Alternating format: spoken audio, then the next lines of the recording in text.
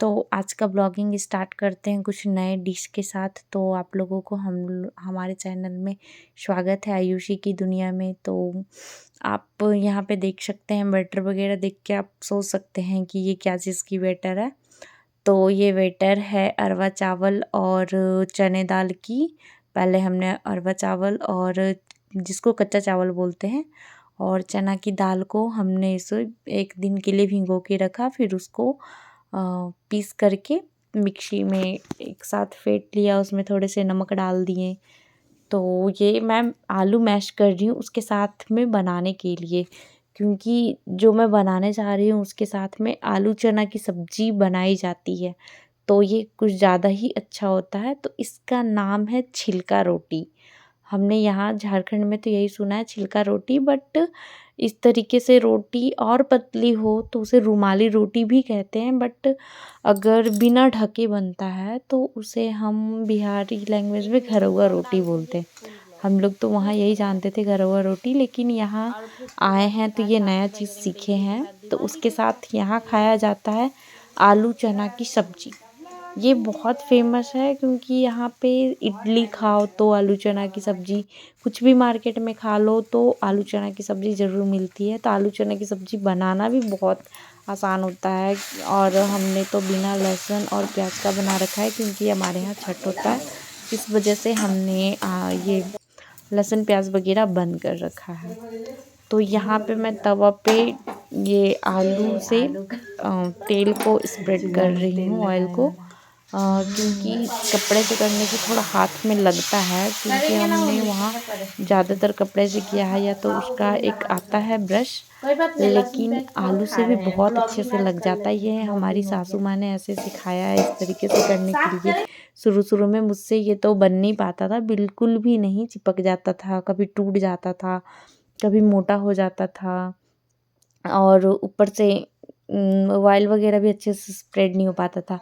But इस technique से आलू को हाफ कट करके उसके बीच में चाकू थोड़ा सा बजा करके फिर उसको हमने तेल में डाल के स्प्रेड करते तो बहुत अच्छी तरीके से हो जाता है। तो आलू चना को भी हम अच्छे से बना लिए हैं। देन ये क्या बोलता है इसको, छिलका रोटी, हाँ छिलका रोटी, छिलका रोटी भी हम यहाँ पे तैयार कर चुके हैं। उसके बाद फिर हम लग जाते हैं दिवाली की साफ़ सफाई में, क्योंकि हर लोगों के यहाँ दिवाली की साफ़ सफाई ज़रूर होती है। दिवाली की साफ़ सफाई हम सबसे पहले स्टार्ट करते हैं हमारे पूजा रूम से। पूजा रूम को हमने पहले ही सोचा कि पहले पूजा रूम कर लेते हैं, देन उसके बाद जो भी साफ़ सफाई होनी होगी सब जगह कर लेंगे। पहले हमारा मंदिर ही साफ़ होना बहुत ज़रूरी होता है।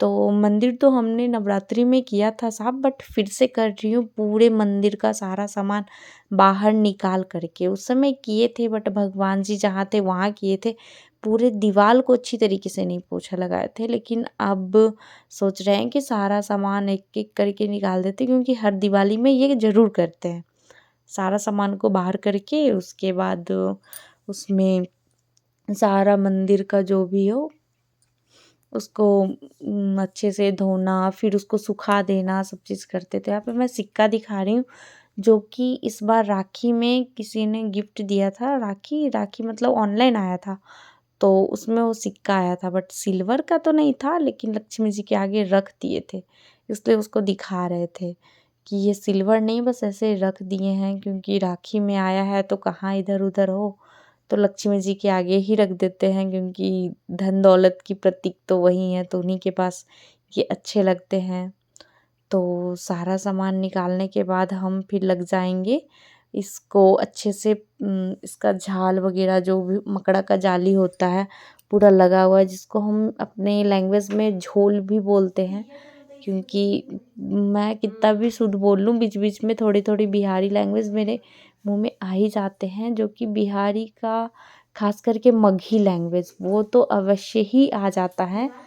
तो क्या ही कर सकते हैं, कितना भी कोशिश करते हैं कुछ ना कुछ एक एक वर्ड जो होता है वो आ जाता है, बचपन से बोले हुए हैं तो फिर आना ही है मुंह पे। तो ये सब करने के बाद हम फिर इस रूम का सारा साफ़ सफाई कर लेंगे, झाड़ू उड़ू कर लेंगे, उसके बाद जाके सारे दीवार में अच्छे से साफ करके फिर पानी से भी उसको दीवार वगैरह को पोंछ वगैरह कर लेंगे। तो आप लोग देख सकते हैं कि यहाँ पे हम दीवार को अच्छी तरीके से साफ वगैरह कर रहे हैं।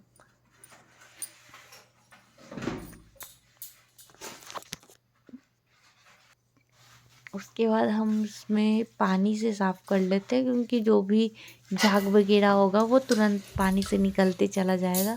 उसके बाद फ़र्श को भी साफ़ कर लिए, क्योंकि पूजा रूम में थोड़ा पूजा होता है, रोड़ी चंदन ये सब कुछ कुछ गिरा हुआ रहता है, तो इस वजह से हम फ़र्श को भी साफ़ कर लेते हैं। फ़र्श साफ़ करने के बाद फिर हम लग जाते हैं अपने भगवान जी को साफ़ करने में, क्योंकि भगवान जी में भी हम लोग डेली रोड़ी चंदन ये सब चीज़ों का टीका करते हैं, तो उनमें भी उसकी एक परत बनने लग जाती है धीरे धीरे। भले थोड़ा पोंछते हैं, डेली भगवान जी को पोंछते हैं, बट अच्छे तरीके से नहीं पोंछते हैं। तो हम यहाँ पे लिक्विड का यूज़ करके फिर हम वहाँ उनको अच्छी तरीके से पोंछ करके उनको अच्छे से टोकरी में ले जाके धूप में सुखाने के बाद सारा चीज़ को धो दिए थे, माला चुनरी हर चीज़ को। तब भी मंदिर को हम सेटअप कर देते फिर से, क्योंकि सांझ होने जा रहा था, तो शाम में भी संझौती देने का टाइम था। तो यहाँ पे हमारी बेटी लगातार दे रही है हमारा पूरा भरपूर हेल्प करते हुए यहाँ पे आ चुकी है, पूरा हेल्प करने के मूड पे। तो ये रहा हमारे सारे कान्हा जी का ड्रेस, इतने सारे ड्रेस जो कि मैंने खुद से सारे ड्रेस को स्टिच किया है। तो आप लोग जरूर बताइएगा कि ये ड्रेस कैसा लग रहा है। तो उनका जितने भी ड्रेस है उनके सारे बॉक्सेस में डाल देंगे, ड्रेस को अरेंज करके फिर रख देंगे, क्योंकि इसके बाद हमें सांझ भी देना है, तो इसलिए जल्दी जल्दी पूजा रूम को भी थोड़ा अरेंज कर लेते हैं। और ये कान्हा जी का सारा पगड़ी है, मुकुट भी कह सकते हैं। तो यहाँ पे हम पूजा रूम को सारा सेटअप कर ले दिए हैं, दिखा सकते हैं आपको कितने अच्छे लग रहे हैं। अभी देख के बहुत अच्छा लगा। उसके बाद सांझ का आरती देने के बाद तो वीडियो को